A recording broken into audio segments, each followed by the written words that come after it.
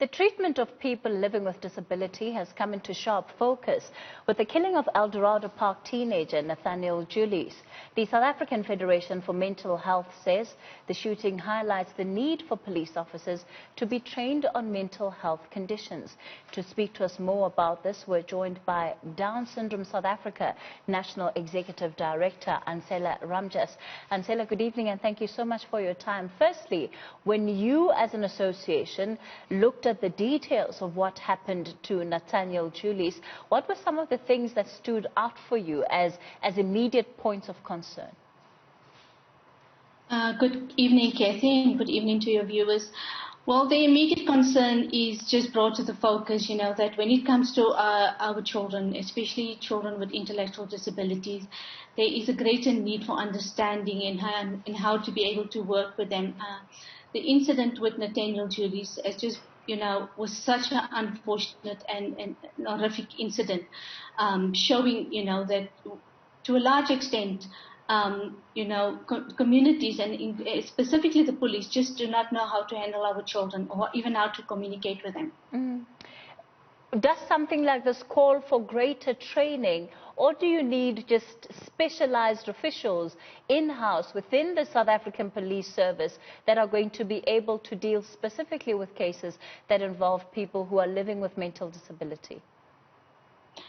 I think also there needs to be clarity between, that we rather prefer to refer to our kids with an intellectual disability. Sure. And I think, yes, we need to definitely have more sensitization and in-house training of the police force, because I'm sure there is still a great lack of education and information in terms of knowledge in how to communicate and how to work with children with intellectual disabilities. One of the biggest problems and challenges that we find as an organization, and me being a parent myself, is that our children are not able to communicate as proficiently as non-able disabled people.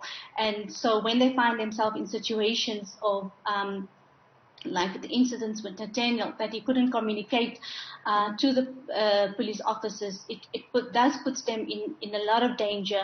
And when police do not know how to handle or to work around situations like this, it really becomes very problematic.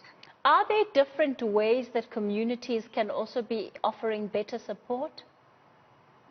I think communities also need to be informed. There is still large-scale, discrimination and exclusion in terms of accepting children with disabilities. Parents, there are still instances where parents still hide their children. They don't bring their children out into the open. So communities are not aware that these children live amongst them and therefore do not know how to treat them or how to even interact with them. And I think that's where we as an organization need to really do a lot of awareness in terms of educating communities on Down syndrome and showing that these children must be included. And as parents now and as families, many of our children are now being brought up within the family home.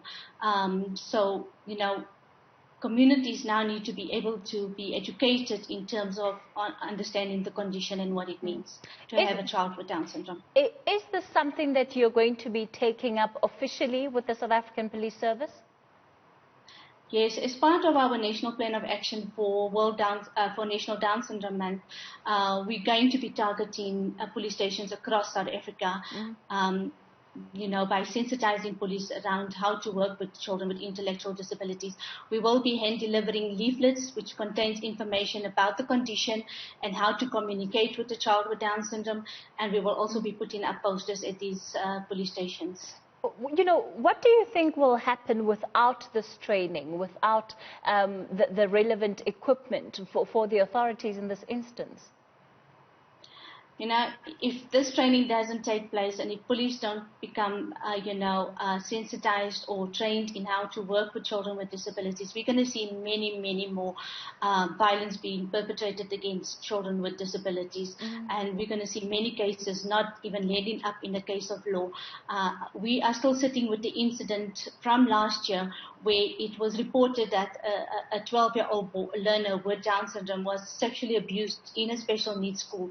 And to date, the perpetrator has not been brought to book. So it's either a lack of political will or lack of knowledge on how to actually attend to cases when it involves children with intellectual disabilities.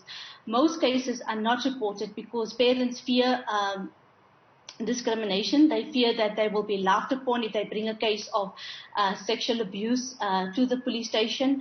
And in most cases, because the child itself cannot communicate on the actual incidents because they have a speech impairment, many of these cases are not taken seriously. But do you feel that medicine is progressing where, in fact, there's recently been a case where one young girl, where she was able to secure a prosecution despite having an intellectual disability, as you put it? I think, training needs to start from the parent itself. I think the parent needs to realize that they have a right to report these cases. And, they have a right to seek justice. And that is what you see now with the Nathaniel Julies case. And it goes from the parent to the community, to the police, to the criminal courts. Everyone needs to be sensitized on how to deal with these cases so that we can have successful outcomes.